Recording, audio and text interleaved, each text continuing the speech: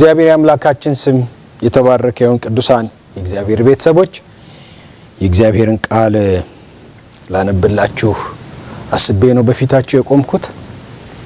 እንግዲህ የፊታችን ሳምንት የሚቀጥለው ሳምንት በእኛ በምስራቃውያን ካላንደር ሰሞነ ሕማማት ነው። ነገር ግን ደግሞ በምዕራባውያን ካላንደር ሰሞነ ሕማማት እሁድ ዕለት ገብቷል። እሁድ ዕለት እንደሚታወቀው ፓልም ሰንዴ ይሉታል፣ ሆሳና። እኛ ደግሞ የሚቀጥለው እሁድ ነው ሆሳና ብለን የምንለው። ይህም ሆነ ያ ከፋሲካ በፊት ከትንሣኤ በዓል በፊት ያለው አንድ ሳምንት የሕማማት ሰሞን ስለሚባል በሰሞነ ሕማማት ጌታ ኢየሱስ ክርስቶስ ካደረጋቸው ነገሮች ከሆናቸው ነገሮች ውስጥ አንደኛው ምዕራፍ 12 ላይ ያለው በዮሐንስ ወንጌል 12ኛው ምዕራፍ ላይ የተገለጸው ነው። እሱን ክፍል ላንብብላችሁና ከዚያ በኋላ አብረን ደግሞ ጥቂት የእግዚአብሔርን ቃል እናያለን። በእኛ ቤተክርስቲያን ውስጥ ከለፈው ሳምንት ጀምረን ለ3 ሳምንታት ያህል በእግዚአብሔር ፊት በጸሎት እየቆየን ያለ ነው። የእግዚአብሔርን ፊት እየፈለግን የህይወት መታደስን ጌታ እንዲሰጠን እና ደስ የሚለው ነገር ከዚህ ከጌታ ሕማማት ጋር አብሮ የተያያዘ ስለሆነ በተለይ መንፈሱን እና ሐሳቡን የበለጠ የከበረና ከፍ ያለ ደግሞ ያደርገዋል። የጌታ ስም ብሩክ ይሁን። ምዕራፍ 12 ከቁጥር 1 ጀምሮ አነባለሁ። ከፋሲካም በፊት በስድስተኛው ቀን ኢየሱስ ከሙታን ያስነሳው አልዓዛር ወደ ነበረበት ወደ ቢታንያ መጣ። በዚያም እራት አደረጉለት። ማርታም ታገለግል ነበር። አልዓዛር ግን ከእርሱ ጋር ከተቀመጡት አንዱ ነበረ። ማርያምም ዋጋው እጅግ የነበረ የጥሩ ናርዶስ ሽቱ ንጥር ወስዳ የኢየሱስን እግር ቀባች፣ በጠጉሯም እግሩን አበሰች። ቤቱም ከናርዶስ ሽቱ ሞላ። ነገር ግን ከደቀ መዛሙርቱ አንዱ አሳልፎ ሊሰጠው ያለው የስምዖን ልጅ የአስቆሮቱ ይሁዳ ይህ ሽቱ ለ300 ዲናር ተሽጦ ለድሆች ያልተሰጠ ስለምን ነው አለ። ይህንም የተናገረ ሌባ ስለነበረ ነው እንጂ ለድሆች ተገዶላቸው አይደለም። ከረጢትም ይዞ በውስጡ ከሚገባው ይወስድ ስለነበረ ነው። ኢየሱስም ለምቀበርበት ቀን እንድትጠብቀው ተዋት፣ ድሆችስ ሁል ጊዜ ከናንተ ጋር ይኖራሉና እኔ ግን ሁል ጊዜ ከናንተ ጋር አልኖርም አለ። ከአይሁድም ብዙ ሕዝብ በዚያ እንደነበረ አውቀው መጡ። ከሙታንም ያስነሳውን አልዓዛርን ደግሞ እንዲያዩ ነበረ እንጂ ስለ ኢየሱስ ብቻ አይደለም። የካህናት አለቆችም አልዓዛርን ደግሞ ሊገድሉት ተማከሩ። ከአይሁድ ብዙዎች ከእርሱ የተነሳ ሄደው በኢየሱስ ያምኑ ነበርና። በማግስቱም ወደ በዓሉ መጥተው የነበሩ ብዙ ሕዝብ ኢየሱስ ወደ ኢየሩሳሌም እንዲመጣ በሰሙ ጊዜ የዘንባባ ዛፍ ዝንጣፊ ይዘው ሊቀበሉት ወጡና ሆሳዕና በጌታ ስም የሚመጣ የእስራኤል ንጉሥ የተባረከ ነው እያሉ ጮኹ። አንቺ የጽዮን ልጅ አትፍሪ፣ እነሆ ንጉሥሽ በአህያ ውርንጫ ላይ ተቀምጦ ይመጣል ተብሎ እንደተጻፈ ኢየሱስ የአህያ ውርንጫ አግኝቶ በእርሱ ተቀመጠ። ደቀ መዛሙርቱም ይህን ነገር በመጀመሪያ አላስተዋሉ። ነገር ግን ኢየሱስ ከከበረ በኋላ በዚያን ጊዜ ይህ ስለ እርሱ እንደተጻፈ ይህንም እንዳደረጉለት ትዝ አላቸው። አልዓዛርንም ከመቃብር ጠርቶ ከሙታን ሲያስነሳው ከእርሱ ጋር የነበሩት ሕዝብ ይመሰክሩለት ነበር። ስለዚህ ደግሞ ሕዝቡ ይህን ምልክት እንዳደረገ ስለሰሙ ሊቀበሉት ወጡ። ስለዚህ ፈሪሳውያን እርስ በርሳቸው አንድ ስንኳ ልታደርጉ እንዳይቻላችሁ ታያላችሁን? እነሆ ዓለሙ በኋላው ተከትሎት ሄደዋል ተባባሉ። በበዓሉም ሊሰግዱ ከወጡት አንዳንዶቹ የግሪክ ሰዎች ነበሩ።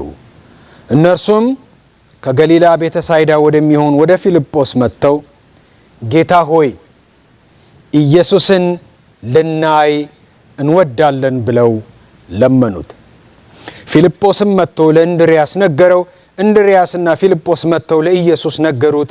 ኢየሱስም መለሰላቸው እንዲህ ሲል የሰው ልጅ ይከብር ዘንድ ሰዓቱ ደርሷል።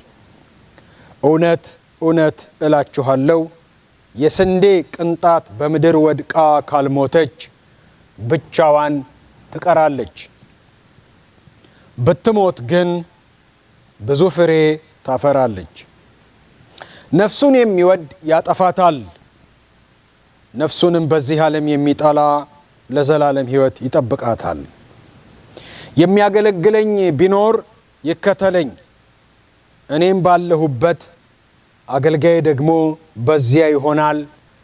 የሚያገለግለኝም ቢኖር አብ ያከብረዋል። አሁን ነፍሴ ታውካለች፣ ምንስ እላለሁ? አባት ሆይ ከዚህ ሰዓት አድነኝ። ነገር ግን ስለዚህ ወደዚህ ሰዓት መጣሁ። አባት ሆይ ስምህን አክብረው። ስለዚህም አከበርሁት፣ ደግሞም አከብረዋለሁ የሚል ድምፅ ከሰማይ መጣ። በዚያ ቆመው የነበሩትም ሕዝብ በሰሙ ጊዜ ነጎድጓድ ነው አሉ። ሌሎች መልአክ ተናገረው አሉ። ኢየሱስም መለሰ እንዲህ ሲል ይህ ድምፅ ስለ እናንተ መጥቷል እንጂ ስለ እኔ አይደለም። አሁን የዚህ ዓለም ፍርድ ደርሷል። አሁን የዚህ ዓለም ገዥ ወደ ውጭ ይጣላል። እኔም ከምድር ከፍ ከፍ ያልሁ እንደሆነ ሁሉን ወደ እኔ እስባለሁ። በምን አይነትም ሞት ይሞት ዘንድ እንዳለው ሲያመለክታቸው ይህን ተናገረ። እንግዲህ ሕዝቡ እኛስ ክርስቶስ ለዘላለም እንዲኖር ከሕጉ ሰምተናል፣ አንተስ የሰው ልጅ ከፍ ከፍ ይል ዘንድ እንዲያስፈልገው እንዴት ትላለህ? ይህ የሰው ልጅ ማን ነው ብለው መለሱለት። ኢየሱስም ገና ጥቂት ጊዜ ብርሃን ከእናንተ ጋር ነው፣ ጨለማ እንዳይደርስባችሁ ብርሃን ሳለላችሁ ተመላለሱ። በጨለማም የሚመላለስ ወዴት እንዲሄድ አያውቅም። የብርሃን ልጆች እንድትሆኑ ብርሃን ሳለላችሁ በብርሃኑ እመኑ አላቸው። የአምላካችን ስም የተባረከ ይሁን። ይሄ ያነበብነው የመጽሐፍ ቅዱስ ክፍል ጌታችን ኢየሱስ ክርስቶስ በዮሐንስ ወንጌል ላይ ለመጀመሪያ ጊዜ ነፍሱ ስትታወክ የምናይበት ክፍል ነው። ከዚህ በኋላ ደግመን ምዕራፍ 13 ላይ ይህንኑ ስሜቱን እናገኘዋለን። ነፍሱ ትታወካለች። ምክንያቱም ሰሞነ ሕማማት ላይ ነው ያለው። ቁጥር 1 እንደሚነግረን ከፋሲካም በፊት በስድስተኛው ቀን ነው የሚለው። ስለዚህ 1 ሳምንት ነው የቀረው የኢየሱስ ክርስቶስ ስቅለት ሊሆን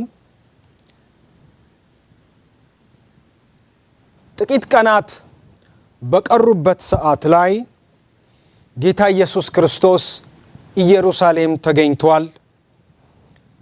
አሁን ደግሞ ወደ መቅደሱ ገብቷል። ወደ ኢየሩሳሌም ሆሳና በእግዚአብሔር ስም የሚመጣ የተባረከ ነው ብለው ብዙዎች ተቀብለውታል። ጌታ ኢየሱስም እጅግ ትሑት ሆኖ በአህያ ውርንጫ ላይ ተቀምጦ ወደ ኢየሩሳሌም በክብር ገብቷል። ደቀ መዛሙርቱም ልብሳቸውን እያነጠፉለት፣ ሰዎችም ከዘንባባ ዛፎች ላይ ቅርንጫፎችን እየቆረጡ እየወዘወዙ መሬት ላይ እያነጠፉ ተቀብለውታል። አንዳንዶች እዚያ በዓል ላይ ኢየሱስን የመቀበሉ በዓል ላይ ሆሳና ላይ የነበሩት ሰዎች አልዓዛርን ከሙታን ሲያስነሳው ምስክር የነበሩ ሰዎች ስለነበሩ አጠገባቸው ላሉት በግራና በቀኝ ይሄ እኮ ነው አልዓዛርን ከሙታን የጠራው ከሙታን ያስነሳው ይሄ እኮ ነው ብለው ይናገሩ ነበረ። ታዲያ በአንድ በኩል ደግሞ ፈሪሳውያን እስከዛሬ ኢየሱስ ክርስቶስን ለመያዝ ይፈልጉ የነበሩ አመቺ ጊዜ ይጠብቁ የነበሩ በኢየሱስ ላይ የሞት ፍርድ የፈረዱበት ማለት አስቀምጠውት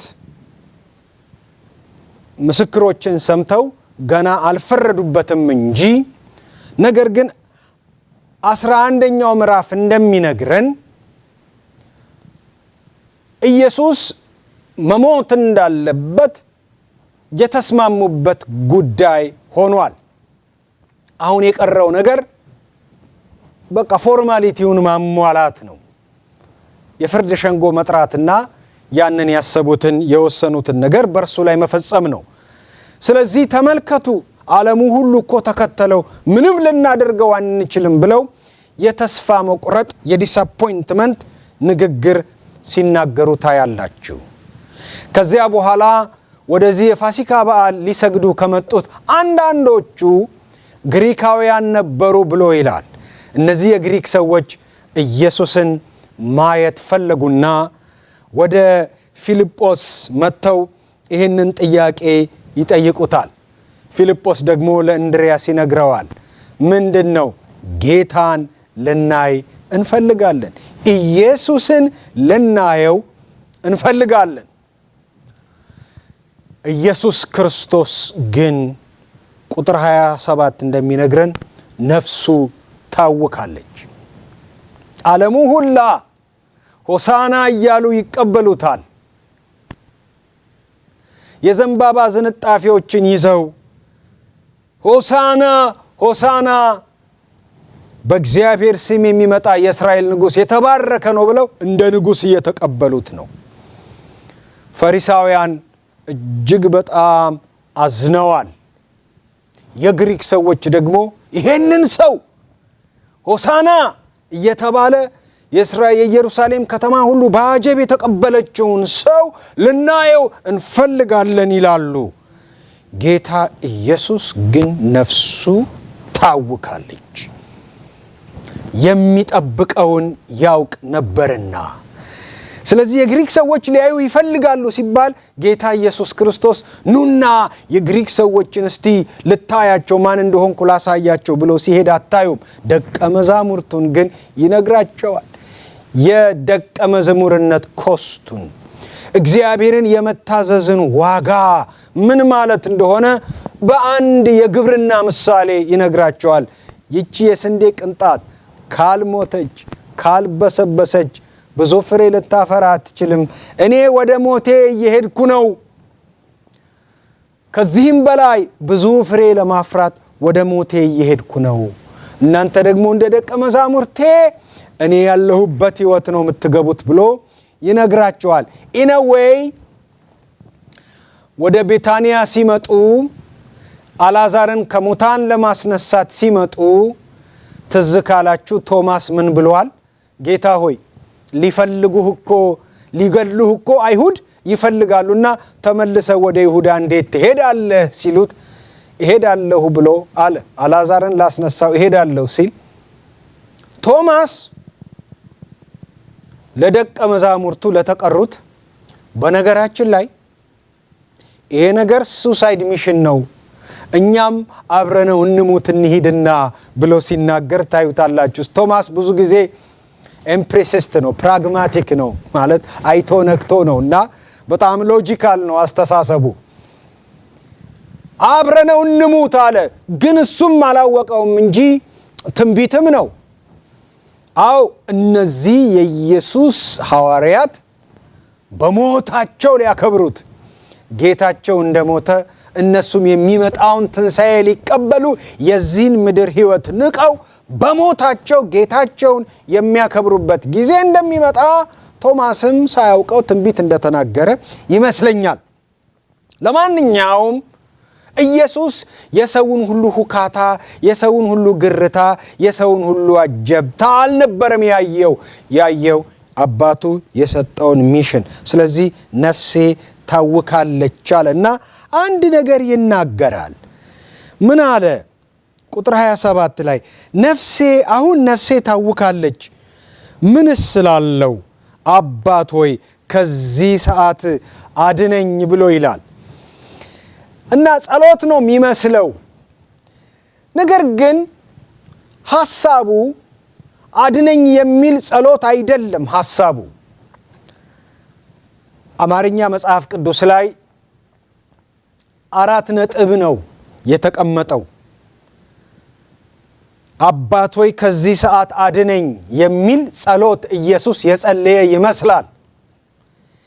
ነገር ግን አዲስ ኪዳን በተጻፈበት በጥንታዊ የግሪክ ኮይኔ ግሪክ ግን ጥያቄ ነው። ኢየሱስ ጥያቄ እየጠየቀ ነው። አሁን ነፍሴ ታውካለች፣ ምንስ ስላለው? ምንስ ልል እችላለሁ? አባት ሆይ ከዚህ ሰዓት አድነኝ ብዬ እላለሁ እያለ ነው እያወራ ያለው። አድነኝ ብዬ እላለሁ እንዴ?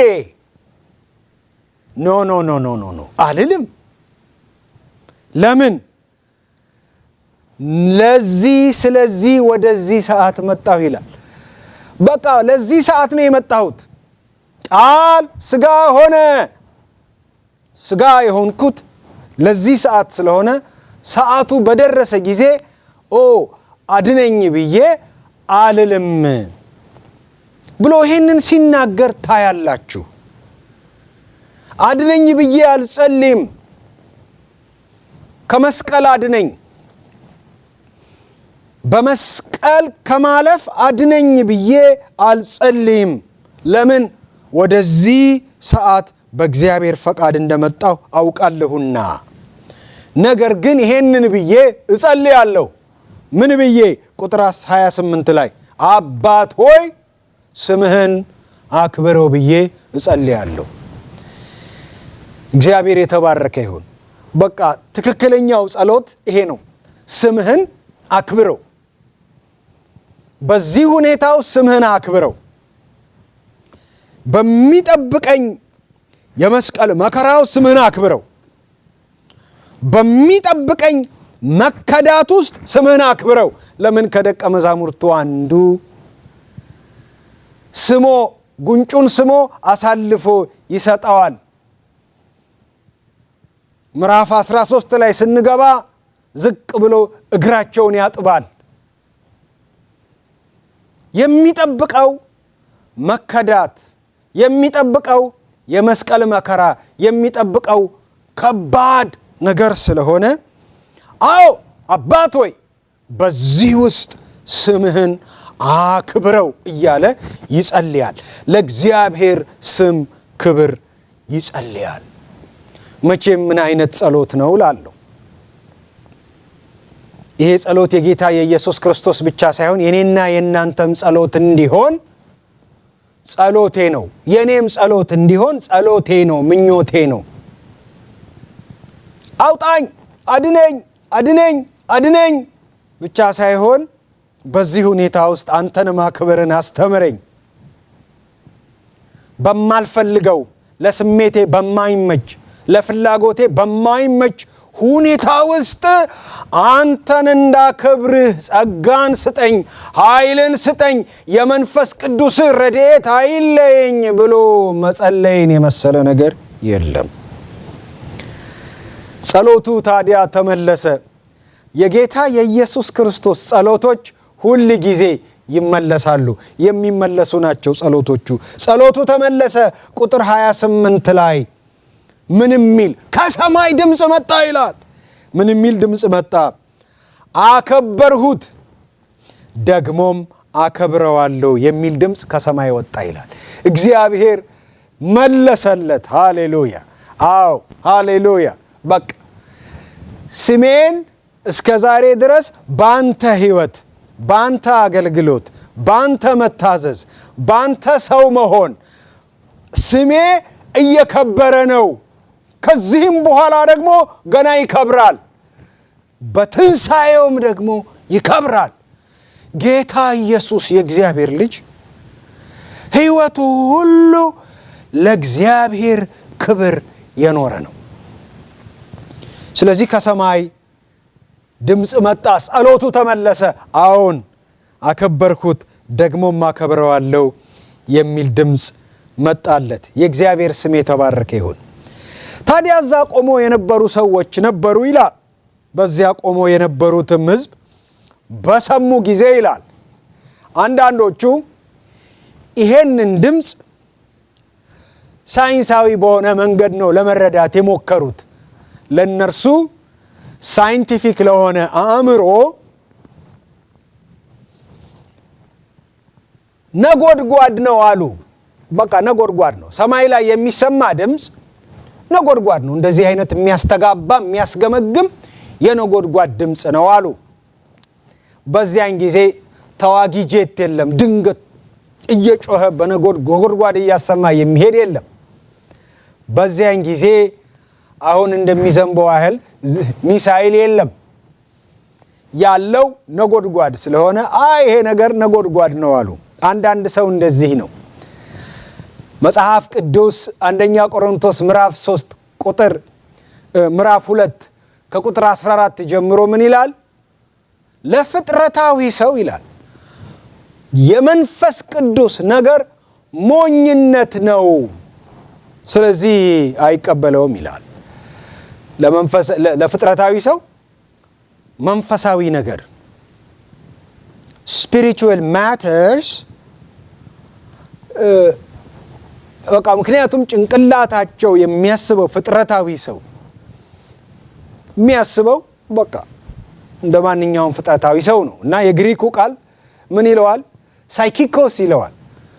ሳይኮሎጂ፣ ሳይኪ ወይንም ደግሞ አእምሮ ማለት እንችላለን። ማለት ሁሉን ነገር በራሳቸው አእምሮ መዝነው የራሳቸው አእምሮ የሚቀበለውን እውነት ነው የሚለውን ነገር ብቻ ለመቀበል፣ የነሱ አእምሮ ደግሞ እውነት ነው ያላለውን ነገር ለመጣል ከኔ ሌላ ላቅ ያለ አእምሮ የለም፣ የኔ አእምሮ ከሚመዝነው በላይ ላቅ ያለ ሌላ እውነት የለም፣ ከኔ ከፍ ያለ አእምሮ የለም ብለው ለሚሉ ሳይኪኮስ ፍጥረታዊ ሰው እግዚአብሔር እንዲህ ይላል ብትሉት ለእርሱ ሞኝነት ነው ይላል። So there were some psychikos here present የእግዚአብሔርን ድምፅ ሲሰሙ ነጎድጓድ ነው ብለው አሉ።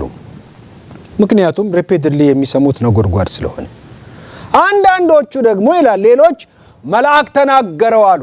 ይሄ ነገር ነጎድጓድ አይደለም፣ ምክንያቱም ወካንዴ ለነጎድጓድ የሚሆን ዌዘር አይደለም ያለው፣ መልአክ ነው የተናገረው አሉ። ምንድን ነው የተናገረው? እንዴት ነው የተናገረው? የሚያውቁት ነገር ይሄ ነገር የመልአክ ድምፅ ነው ብለው አሉ። እነሱም ትክክለኛውን ነገር ማሳወቅ አልቻሉም። ስለዚህ እዚህ ቦታ ላይ ስለዚህ ከሰማይ ስለመጣው ድምፅ መናገር የሚችለው ከሰማይ የመጣውን ድምፅ ጥርት አድርጎ የሰማውና ምን ማለት እንደሆነ ኢምፕሊኬሽኑ፣ ፋይዳው፣ አንድምታው ምን ማለት እንደሆነ መናገር የሚችለው ኢየሱስ ነው። ኢየሱስ ነው who has the sole authority to interpret ይህንን ድምፅ የመፍታት የመተንተን ይሄን ማለት ነው ብሎ የመናገር ብቸኛው ስልጣን የጌታ የኢየሱስ ነው። ኢየሱስ በሕይወታችን ላይ ይናገር።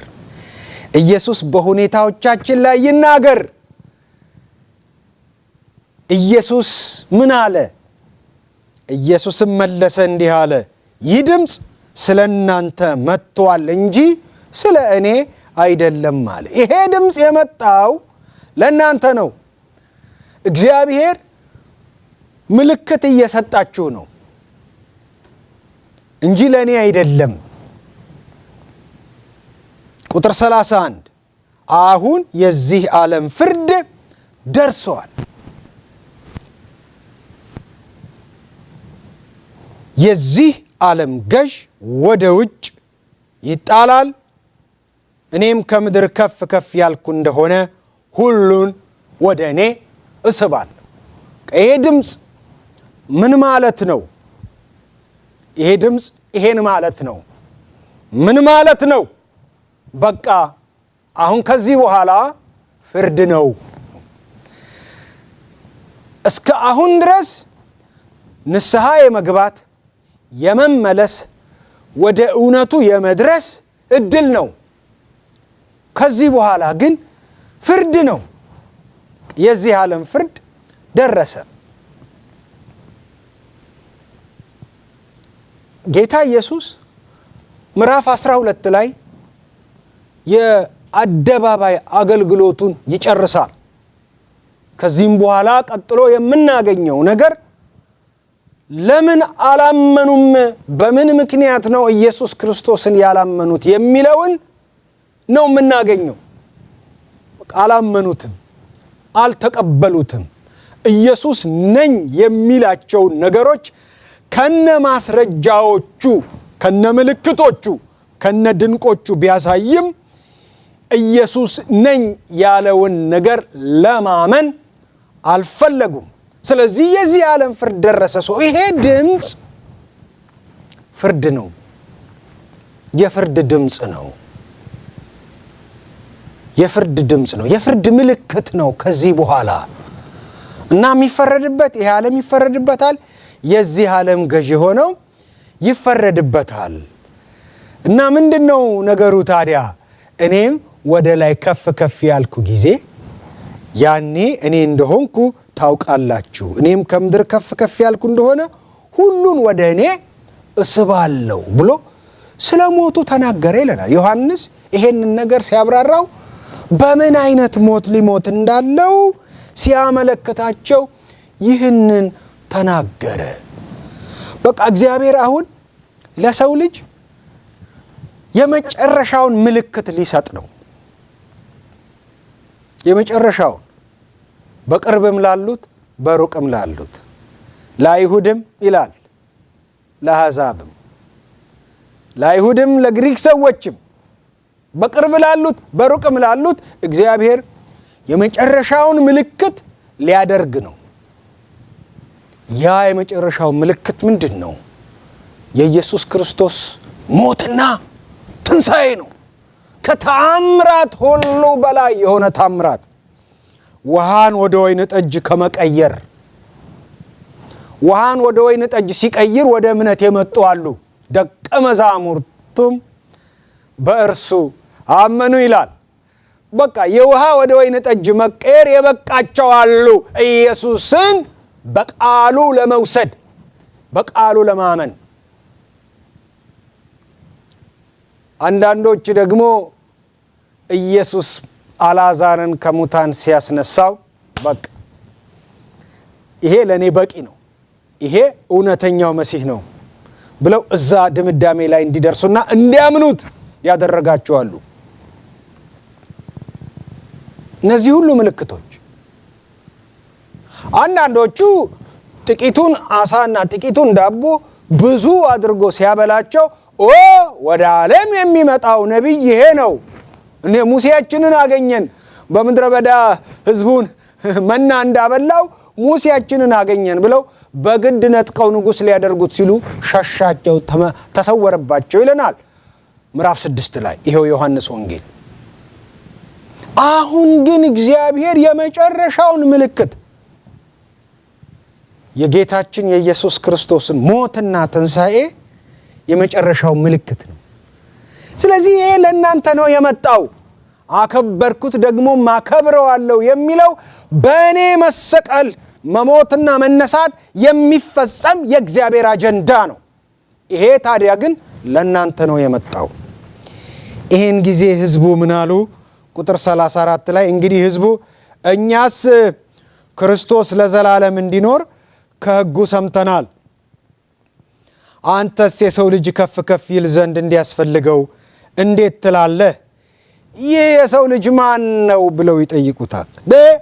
እኛ የሚሞት መሲህ እንደኛኮ ሆሳና ብለን የተቀበልን በእግዚአብሔር ስም የሚመጣ የእስራኤል ንጉሥ የተባረከ ነው ብለን ያነ በቃ የተቀበልንህ እኮ ትሞታለህ ብለን አይደለም።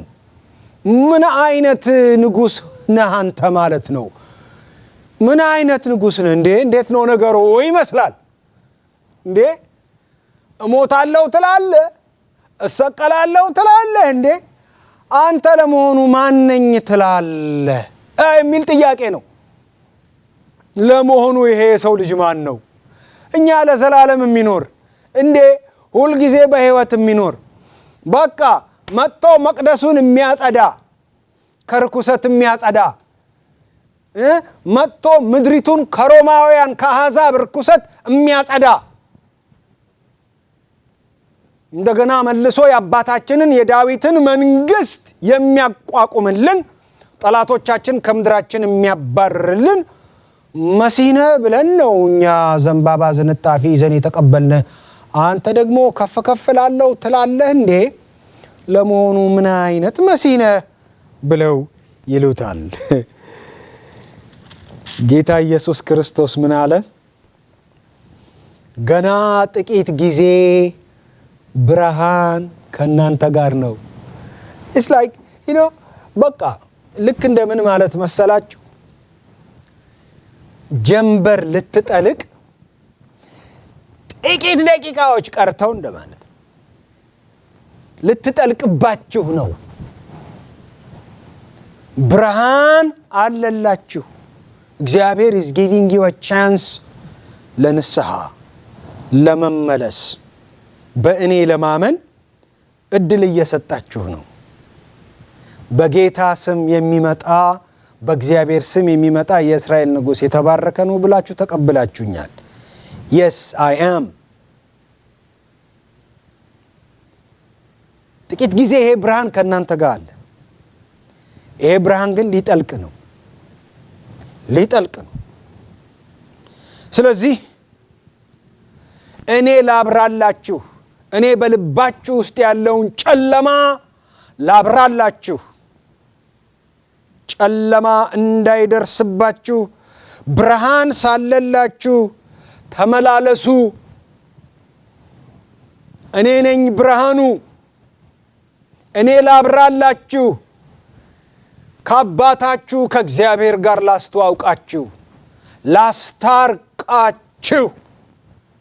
እኔ የዓለም ብርሃን ሆኜ መጥቻለሁ። እኔ የሕይወት ብርሃን ሆኜ መጥቻለሁ። የሚያምንብኝ ቢኖር የሚከተለኝ ቢኖር በጨለማ አይመላለስም። ይሄ ብርሃን ሳለላችሁ እመኑ። በጨለማ የሚመላለስ ወዴት እንዲሄድ አያውቅም። የብርሃን ልጆች እንድትሆኑ ብርሃን ሳለላችሁ በብርሃኑ እመኑ አላቸው። ጌታ ኢየሱስ ክርስቶስ እውነተኛው የዓለም ብርሃን፣ ጨለማችንን የሚያበራ የሕይወት ብርሃን። ጌታ ኢየሱስ ክርስቶስ አባቱን የገለጠልን ብርሃን ነው። በጌታ በኢየሱስ ክርስቶስ ባመንን ጊዜ የሚበራልን እግዚአብሔር ነው። እግዚአብሔር ነው የሚበራልን። እግዚአብሔር አይሰወርብንም። እግዚአብሔር እንቆቅልሽ አይሆንብንም። በጌታ በኢየሱስ ክርስቶስ ባመንን ጊዜ ሁለንተናችን ይበራል። ሁለንተናችን ብርሃን ይሆናል። ስለዚህ ጌታ ምን አለ? ብርሃኑ ሳለላችሁ እመኑ። ስለዚህ ከዚህ በኋላ ከምዕራፍ 12 ከዚህ በኋላ ያምናሉ ወይ? እውነት ቃሉን at face value ይቀበሉትና ወደዚህ ብርሃን ውስጥ ይገባሉ ወይንስ ጨለማቸውን ይመርጣሉ ወይ? ምዕራፉን ጨርሰን በምናነብበት ጊዜ ባለማመናቸው እንደጸኑ እናያለን። ከዚህ በኋላ ኢየሱስ ሕዝቡን ማስተማር፣ ሕዝቡን መናገር፣ በሕዝብ ፊት ምልክቶችንና ድንቆችን ማድረግ ትቶ ምዕራፍ 13 ጀምሮ ደቀ መዛሙርቱን በእርሱ ያመኑትን የተከተሉትን እነርሱን ይዞ የእነርሱን እግር ለማጠብ ይጀምራል። እነርሱን ማስተማር ይጀምራል። ለእነርሱ መጸለይ ይጀምራል። 13 14 15 16 17 የሊቀ ካህን ጸሎት ይጸልይና 17 ሲጨርስ ጌታ ኢየሱስ ይያዛል። እድል፣ የንስሐ እድል፣ የማመን እድል፣ የመመለስ እድል። ወገኖቼ ጌታ ኢየሱስ ክርስቶስ የሕይወት ብርሃን ነው። ጌታ ኢየሱስ ክርስቶስ ጨለማን የሚያበራ ነው። ወገኖቼ ብርሃን ባይኖር ተፈጥሯዊው ብርሃን ፀሐይ ወይንም ጨረቃ፣ ሰው ሰራሽ ብርሃን በየመንገዱ በየቤታችን ጭል ጭል የሚሉ አምፑሎች ባይኖሩ ጭልም ነው የሚለው። ማየት አንችልም።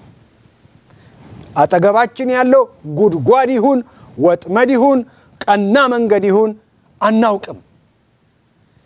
እግዚአብሔርም ጋር ስንመጣ እንደዚህ ነው።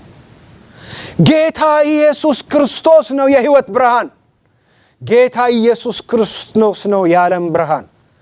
እርሱ ብቻ ነው እግዚአብሔርን የሚያሳየን፣ አባቱን የሚያሳየን።